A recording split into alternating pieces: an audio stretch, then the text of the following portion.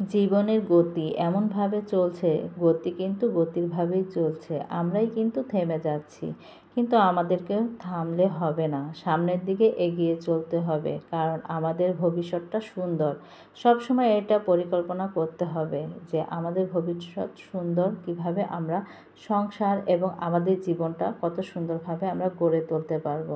তা গড়ে তোলার জন্য আমাদেরকে সবসময় ভালো একটা পরিচালনা খুবই দরকার। আর বিশেষ করে হাজব্যান্ডের যদি অল্প ইনকাম হয় সেখানেও কিন্তু আমাদের বিবেচনা করতে হবে সংসারটা কিভাবে অল্প ইনকামে কত সুন্দরভাবে সংসারটাকে সাজানো যায়, গোছানো যায়।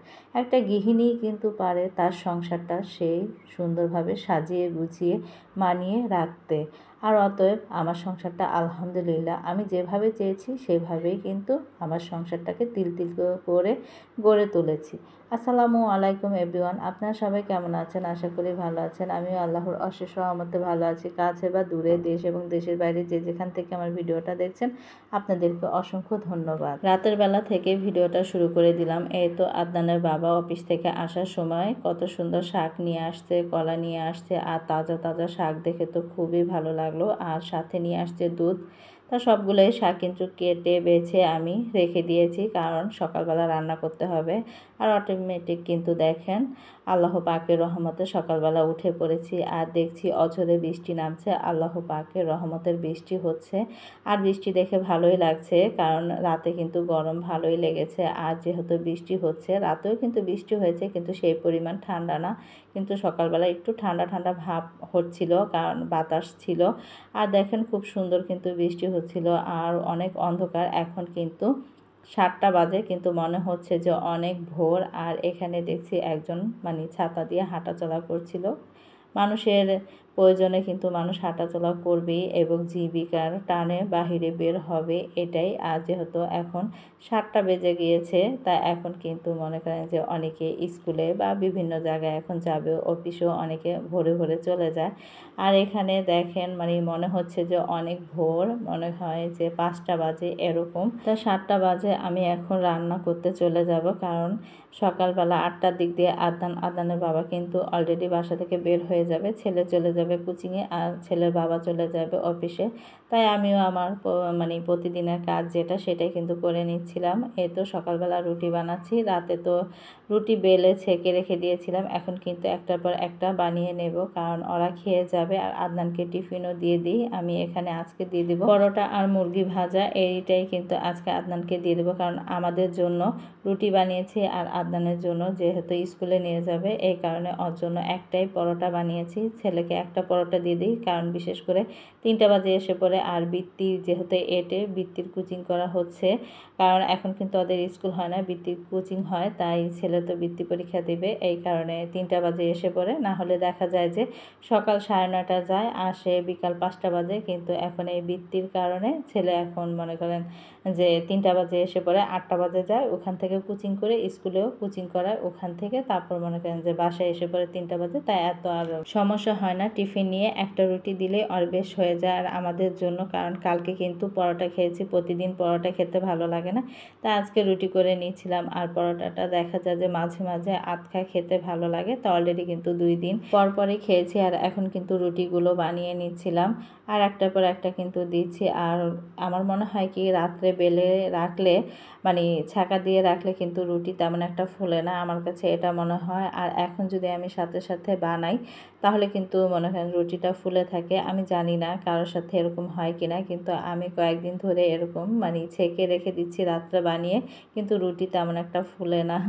তা কিছু করার নেই। তারপরও মনে করেন সকালবেলা যেহেতু গ্যাসটা চলে যায়, তাই রাত্রে অনেক কাজই করতে হয়। আর এখানে দেখেন আমার রুটি বানানো হয়ে গিয়েছে। এই তো এখানে আমি মুরগির মাংসটাও কিন্তু ভেজে নিচ্ছি, কারণ আমি মুরগির মাংস কিন্তু একসাথে করে ফার্মের এই মুরগিটা আমি সব সময় 5-6 কেজি একসাথে এনে কেটে ধুয়ে বেছে তারপর কিন্তু একসাথে আমি মাখিয়ে রেখে দেই সব ময় মশলা দিয়ে। দেখা যায় আদনান যেহেতু স্কুলে যায়, ওকে টিফিন দিতে হয়, পরে দিয়ে আমরাও কিন্তু সন্ধ্যার সময় একটা নাস্তা করে থাকি। এতে দেখা যায় যে অল্প অল্প করে বের করে আর মাখিয়ে ভাজা লাগে না, কারণ আমাদের ঘরে কেউই কিন্তু রান্না খায় না, ভাজাটাই খেয়ে থাকে। এই কারণে আমি সব ময় মশলা দিয়ে একটা বক্সের ভিতরে মেখে আমি সব সময়ের জন্য মানে ডিপ ফ্রিজে রেখে দিই। যখনই লাগবে তখনই মনে করেন আধা ঘন্টা আগে আমি নামিয়ে রাখি, তারপর দিয়ে ভেজে নিই, খুব সুন্দরভাবে হয়ে যায়। আর এটা কিন্তু আমি রাত্রে নামিয়ে রেখেছিলাম, কারণ ডিপ ফ্রিজে যেহেতু ছিল বরফ হয়েছিল, তাই নামিয়ে আমি রাত্রে রেখেছি। আর সকালে দেখি মাশাআল্লাহ মানে বরফ ছিল, তারপরে নিচেরগুলো একটু নরম হয়েছে, সেখান থেকেই কিন্তু ভেজে নিয়েছি। আর অতএব কষ্টটাও কিন্তু কম হয়। একসাথে মাখিয়ে রাখলে মুরগিটা দেখা যায় যখনই আপনি খেতে ইচ্ছে করবে বা কেউ আসলো বা মনে করেন যে সন্ধ্যার একটা নাস্তার জন্য কিন্তু তাড়াতাড়ি বের করে ভেজে নিলেই হয়ে যায়। মানে তখন আর অত মাখা ঝোঁকার এত প্যারা থাকে না, খুব সুন্দরভাবে ইজিলিভাবে আপনি ভেজে খেতে পারেন।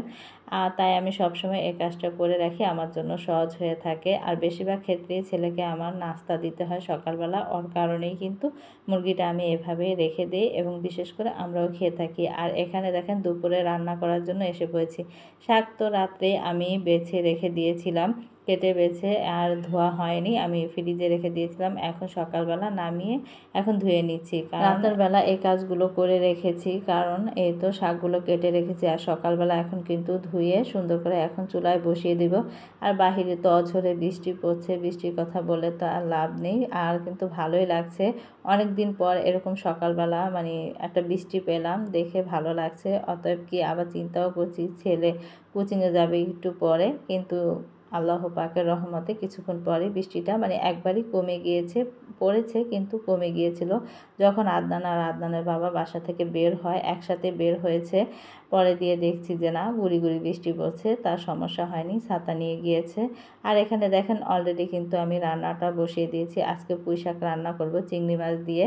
আর চিংড়ি মাছও কিন্তু রাত্রেই আমি বেছে রেখে দিয়েছি। আদনানের বাবা যখন এনেছে তখন অনেক মাছগুলো কোটা হয়েছে, আর চিংড়ি মাছটা বাছা হয়নি, সেটাও কিন্তু রাত্রে সুন্দর করে বেছে রেখে দিয়েছি। এখন দেখেন সুন্দর করে বসিয়ে দিচ্ছি। আর ভাবছি যে কখন জানি গ্যাসটা চলে যায়, কিন্তু না, গ্যাসটা যায়নি। আর এখন পর্যন্ত যাই আপু ভাইয়ারা আমার সাথে আছেন, আমার ভিডিওটা দেখছেন, তাদেরকে অসংখ্য ধন্যবাদ। আর যারা এখনও আমার ভিডিওটা দেখছেন এবং সাবস্ক্রাইব করেননি, আপনাদের কাছে অনুরোধ আমার ভিডিওটা সাবস্ক্রাইব করে আমার পাশে থাকবেন। যখনই নতুন কোনো ভিডিও ছাড়বো আপনাদের কাছে নোটিফিকেশন চলে যাবে। কিছু কিছু আপু ভাইয়াদের উদ্দেশ্যে বলি, আমার দেখা যায় যে ভিডিওতে অনেক নতুন নতুন আপু ভাইয়ারা জয়েন হন এবং ভিডিও দেখেন, কিন্তু সাবস্ক্রাইব করেন না। দেখা যায় যে 4-5 জন যদি একসাথে জয়েন হন দেখেন, কিন্তু একজন সাবস্ক্রাইব করা, কিন্তু আমি কিভাবে বুঝবো যে আমার কোন আপু এবং কোন ভাইয়াটা আমাকে সাবস্ক্রাইব করেছে, যে তার চ্যানেলে যে আমাকে সাবস্ক্রাইব করতে হবে। পরে দিয়ে দিশামিশা না পেয়ে কী করব, যে একজন তো আমাকে করেছে, তার উদ্দেশ্য করে কিন্তু সবাইকে আমি সাবস্ক্রাইবটা করে দিই। তাই এটাই বলবো যে দেখেন আমরা একটা জায়গায় কাজ করতে এসেছি, আপনি আমাকে সাহায্য করবেন, আমি আপনাকে সাহায্য করব। এটাই তো আমরা জানি, সবাই সবাইকে সাহায্য করে সামনের দিকে এগিয়ে যেতে পারি। তাহলেই তো মনে করেন আমরা সামনে আগাতে পারবো। আপনার ভিতরে যদি হিংসা থাকে বা আমার ভিতরে যদি হিংসা থাকে যে না আমি তাকে সাবস্ক্রাইব করব কিন্তু সে সামনে এগিয়ে যাবে, তাহলে কিন্তু হবে না। আপনি আমার চ্যানেলে ঢুকেছেন, আমাকে যদি সাবস্ক্রাইব করেন তাহলে দেখা যায় আমিও তার পরবর্তীতে আপনার চ্যানেলে ঢুকবো, ঢুকে তারপর আপনার চ্যানেলটাও আমি সাবস্ক্রাইব করব। আর এমনও দেখা যায় কিছু কিছু আপু ভাইয়াদের সাবস্ক্রাইব মনে করেন 2000, 3000, 4000, 5000, কেউ আছে 10,000ও। আবার মনে করেন আমার তো খুবই কম, আমার তো 1000ও হয়নি। তাহলে কেন এত কিপটামি করেন? আমার চ্যানেলটা একটা সাবস্ক্রাইবই তো করবেন বলেন। আমার বন্ধু ভাই আমার পাশে থাকবেন, আমিও আপনাদের পাশে থাকবো, এটাই তো। মাঝে মাঝে খুব খারাপ লাগে এবং কষ্ট হয় যে আপু ভাইয়াদের সাবস্ক্রাইব এত, আমার তো এত না, আমার তো 1000ও হয়নি, কিন্তু একটা সাবস্ক্রাইব করলে কি ক্ষতি হয়। তাই মাঝে মাঝে তারপরও মনে কষ্ট রাখি না, তারপরও মনে করি যে না আমার চ্যানেলে যেহেতু এসেছে তা আমিও তার চ্যানেলটা সাবস্ক্রাইব করে দিয়ে আসি। আমি মনে কখনোই কারোর জন্য হিংসা রাখি না, কারণ কি আমি সামনের দিকে আগাতে চাই এবং আপনাদেরকে নিয়েই আমি আগাতে চাই। তাই এটাই, যারা আমরা নতুন আছি ইউটিউবে কাজ করছি, আমাদের এখনও কিন্তু ওয়াচ টাইম পূরণ হয়নি, তারপর সাবস্ক্রাইবারও 1000 হয়নি, কারণ 1000 হলেই কিন্তু একটা ধাপ এগোনো যায়। যাদের অনেক অনেক কেন, যাদের 1, 2, 3, 4, 5, 10 এরকমও যদি হয়ে থাকে সাবস্ক্রাইব, আপনি আমার চ্যানেলে আসবেন, অটোমেটিক আমিও যেয়ে কিন্তু আপনার চ্যানেলটা আমি সাবস্ক্রাইব করে দিয়ে আসবো। এটাই হয়েছে আমাদের, যে জায়গাটা আমরা কাজ করি এটা হয়েছে আমাদের এই নিয়মই। আপনি আমার পাশে থাকবেন, আমিও আপনার পাশে থাকবো, এটাই। বন্ধু হয়ে সবসময় থাকবেন, আমিও আপনার পরিবারের বন্ধু হয়ে থাকবো, এটাই। তা আমরা সবাই হিংসা বিদ্বেষ না করে একে অপরকে সাহায্য করি, সাপোর্ট করি, তাহলে আমরা সবাই দেখা যায় সামনের দিকে এগোতে পারবো। তা অনেক কথাই আপু ভাইয়াদের, নতুন নতুন আপু ভাইয়াদের উদ্দেশ্যে কথাগুলো বললাম, কেউ কিছু মনে করবেন না, কারণ একটা কষ্ট নিয়ে কিন্তু মনে করেন যে কথাগুলো বললাম, যে আমি আপনাদেরকে সাবস্ক্রাইব করি আপনারা করেন না, এই উদ্দেশ্য নিয়েই বললাম, কেউ কিছু মনে করবেন না, ক্ষমা দৃষ্টিতে দেখবেন। সবাই মিলে একসাথে বসে আঙ্গুর ফল খাচ্ছিলাম, আর বোনের ছেলে তো পাকনা পাকনা কথা বলছিল, শুনছিলাম। তা ভিডিওটা আর বড় করব না, সবাই ভালো থাকবেন, সুস্থ থাকবেন, আল্লাহ হাফেজ।